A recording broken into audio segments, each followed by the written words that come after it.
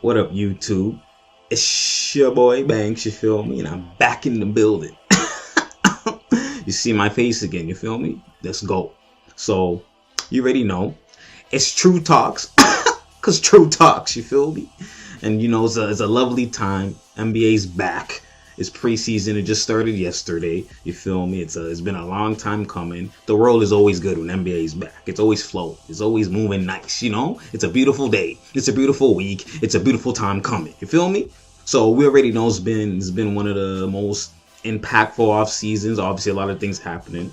But before we even get into Eastern Conference preview, I'll do my next video on Western Conference preview and then all this, the offseason moves, etc. We're going to dive right in. We're going to dive right into basically what's been the topic of discussion. All right. So Charles Barkley made a statement basically how super teams hindered the NBA and it's not good for the NBA, etc. So Jalen Rose and Stephen A had an argument about if it's true or not.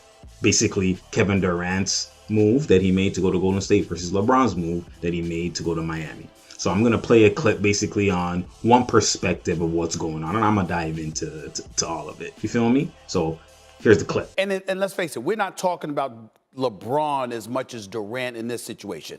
And I tried to explain this to a lot of people that try to make that argument comparing the two. When LeBron went to Miami had gotten bounced out in the first round the year before, and LeBron, D. Wade, and Bosh had never played together.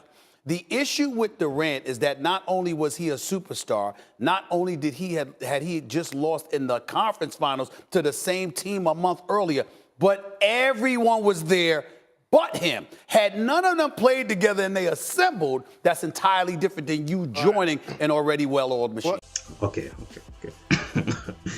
All right, so first, this is y'all need to unplug. Y'all need to unplug from the media matrix. Y'all need to unplug. Stop getting brainwashed. You know what I mean? Get a mind of your own. Really dive into stuff. Media and LeBron, they always control the narrative. They always want to brainwash you into believing something. First of all. So y'all trying to tell me that LeBron move was allowed? That's what basically you're saying is LeBron, as if LeBron's move was allowed because he didn't go to a team that was already assembled. For what kind of nonsense? Like, this is what I'm trying to say. Y'all need to actually think. People forget times and forget things that happen. It's the same way how they skip over Kobe. They forget things that happen. First of all, LeBron, how he made the move with the media was why he was getting bashed. He was the villain until he came back to Cleveland. He was a villain for 4 years. Why was he a villain? And why was Jordan and Larry Bird and all these other greats saying I would never have joined other mans in their prime that I was drafted with that play on Team USA? It was Dream Team for a reason, because it's a dream. It's not real life. You know what I'm saying? But he's actually playing with Chris Bosh and Dwayne Wade were on Team USA. And he's playing with them. Not only that, he physically joined them. Together, they collaborated and joined to be one team.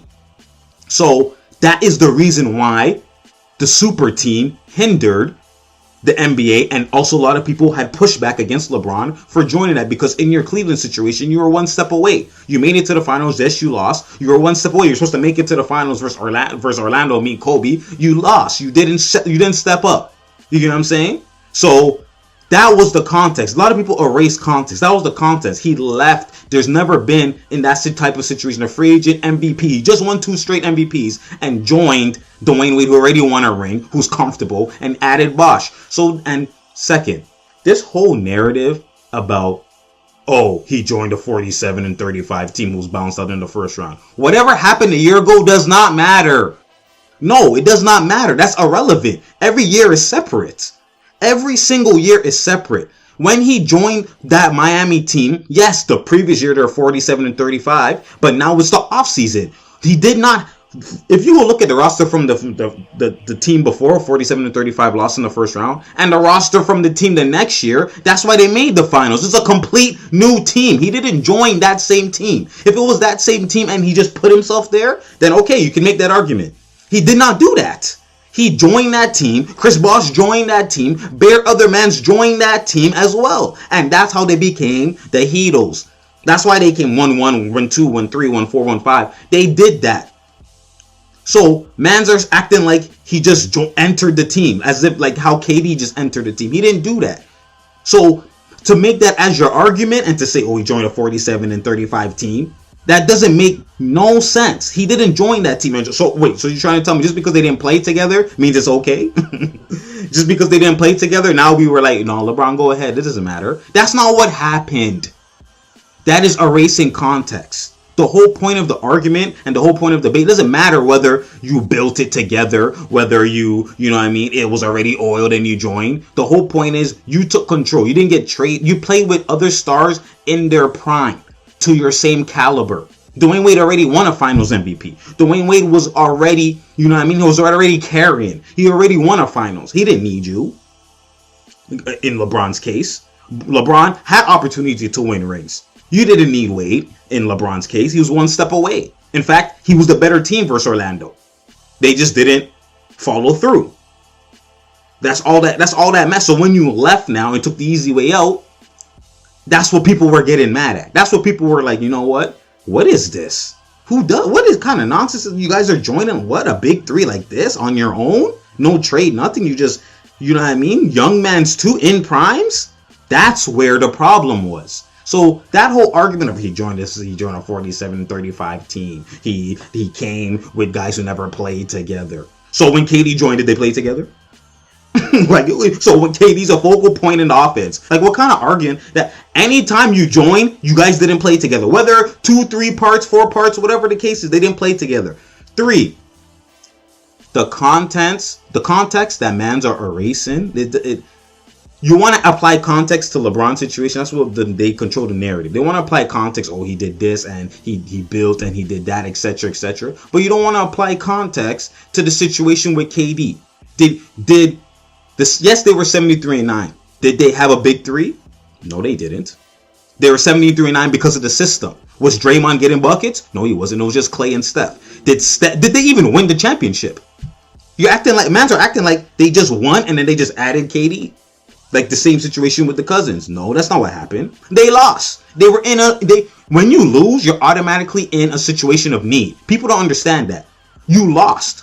Whether you lost in the first round, whether you lost in the finals, you lost. You didn't win. You didn't win and add somebody. They just lost. That whole 73-9 nonsense, it doesn't matter. They literally lost and they said we need something. How did they lose? Kyrie was cooking one-on-one, abusing Curry. LeBron was also cooking one-on-one. A lot of it in transition, but he still cooked one-on-one. Steph was getting exposed, not cooking one-on-one. People want to say injured, etc. No, he wasn't cooking one-on-one. Even when he switched with Caleb on him, he didn't cook one-on-one. He didn't carry like he was in the regular season. Clay does not cook like that one-on-one. He cooks in situations. They had no one-on-one cooking player at all. They had none of that. So they're like, we're in need. We are in need. That's why we lost. We literally could not cook one-on-one. If you guys know basketball, the basketball minds already know that it's going to come down to one-on-one abilities. Because what Golden State's offense is, if you already know, was pick, down screen, a lot of movement, down screen, back screen, but they switched everything that canceled the picking. When you're switching everything, picks don't matter anymore.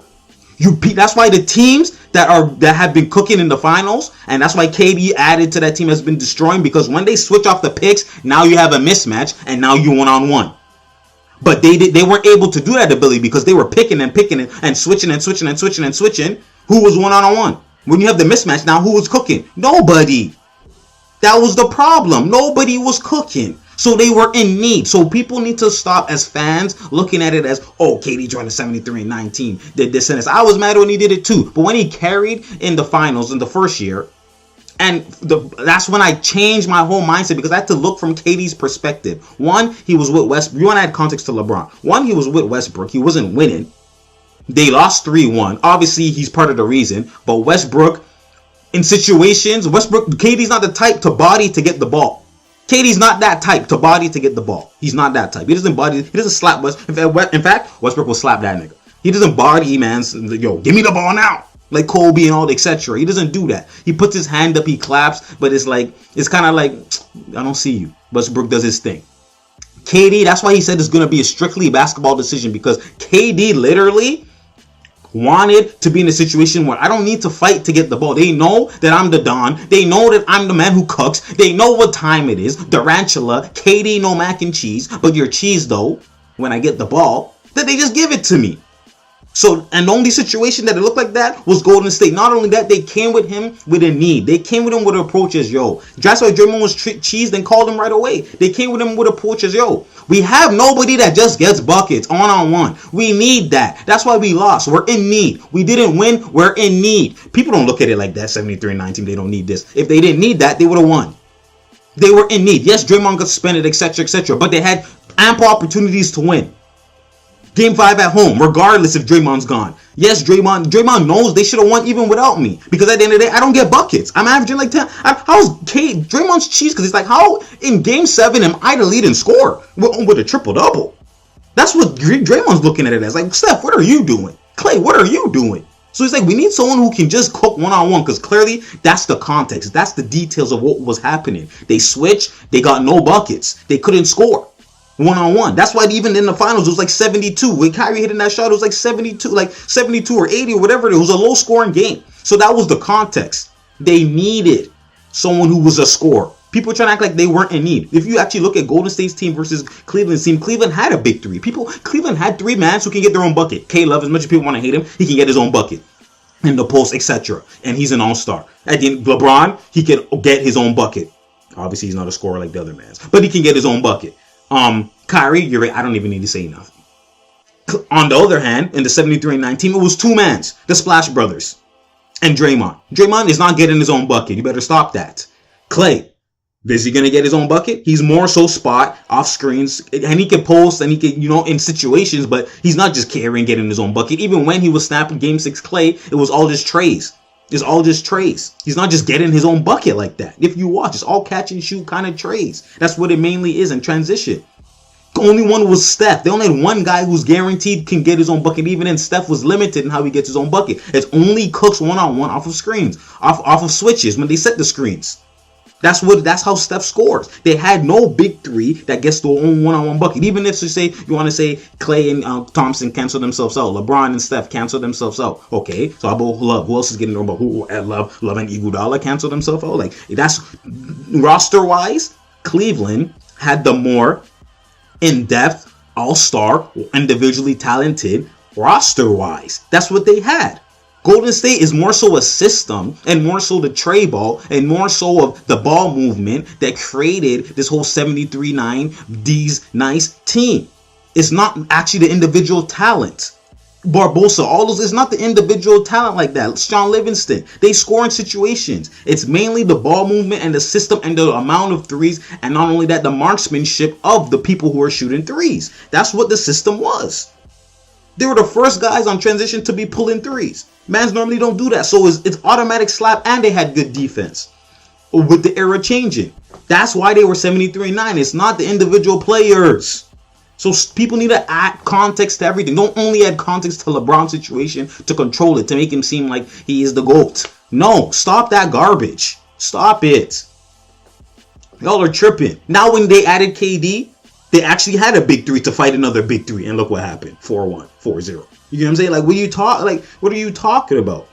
Them adding KD, they actually had a big three. Draymond is an X-Factor type of player, equivalent to Tristan Thompson, X-Factor type of player. Or you want to add J.R. Smith, or whoever you want to add. It's an X-Factor, crucial type of player. He's not in no bam big three. It's the same thing like Rodman. I don't want to hear he's a super team. They had Rodman, they had MJ, Pippen, and Rodman. Are you dumb?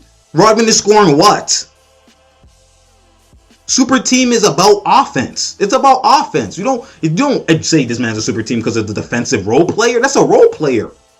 That is a role player. Like, I don't want to hear that. So Clippers were a super team because they had DeAndre Jordan, Blake Griffin, and Chris Paul. I don't want to hear that. They had two mans. We don't mention that defense. You play defense. That's your role. I can replace you. I can replace you with someone who plays your role. I don't want to hear that, man. Super team is offensive minded. Offensive minded. That's what that is. Like, people need to understand something. Man. Like, it's getting out of hand. Like, so anyways, at the end of the day, people need to see KD's perspective. He wasn't getting the ball. He wasn't getting it passed to him. He was in the situation where he was like, you know what? I need to make a basketball move. They approached him. We need you. We need you to carry our team to a ring. So KD's looking at it as, they need me? They want me to be the MJ of their team. They want me to carry. They want me to be the Kobe of their team. I'm going there. And what happened? He carried with 2 finals MVPs. People don't see it from that perspective. They just see he joined the 73-9 team he saw. They don't see that they're calling to his feet and they wanted him and they needed him. But people don't see these things. They don't see these things. I didn't see that first 2 until the way I seen in that first series, that first final series, the way they gave this man the ball. He didn't call for it. Every momentum play, every crucial play, they gave it to him to ISO. It literally looked like it was his team. Even Steph every man gave him the ball. You can tell that it looked like they needed him. They needed him to carry, take over our team. That's what it looked like. That's why people hate KD, because they know his talent and ability. This man has never averaged under 30 in any finals. Like, what is man's talking about here? Can you see the carrying? LeBron went to Miami. Did he carry in his first year? No. If anything, if they won the finals, he wasn't even going to be finals MVP. It was Dwayne Wade carrying. LeBron called these men saying, I need you. There's a difference. KD didn't call them saying, I need you. They came to KD. We need you. We need you. That's why he made a decision. He said it's strictly basketball. Because if it makes sense, they need me basketball-wise. My skill sets fit what they need. And they want me to carry legacy-wise. I know that's all what I always wanted. I wanted to carry a team to a ring. That's what he's looking at it as. But people don't see these things. People don't see these details. You feel me? They don't see it. It's okay, man. It's okay. I'm just trying to enlighten y'all. That's why we're here. Because it's true talks. Because true talks. You feel me? LeBron didn't carry his first year there. LeBron needed them. And he basically orchestrated it to go there. Wade didn't need him. Wade won a ring. Wade didn't need him. Come on now. This is 2 different context. You want to apply context? And say, oh, this and that and that. Apply context to the whole thing. Don't leave out parts to control LeBron's narrative. Don't do that. Another thing people need to take in is that technically KD did not join the 73-9 team. If you want to apply context to LeBron, you want to say that they added. For KD to come, they had to remove. So it's not the exact same team. He didn't just come by himself and just plod in. They had to remove. Bogut was gone. Maurice Spates was gone. Barbosa was gone. Who else? There's multiple people that were gone. There was bare people that Harrison Barnes was gone. There's bare mans that left. Around 5 to 6 players that left for KD to get added. And they had to add not only KD, they had to add David West. They had to add Pachulia. They had to add multiple people. So it was a whole brand new team. It wasn't the exact same team. Just like LeBron's team before, he didn't just come by himself. He added Bosh. They added multiple people and they removed some other people. That's how, what happens in the year previously is independent from what happens in the year coming up.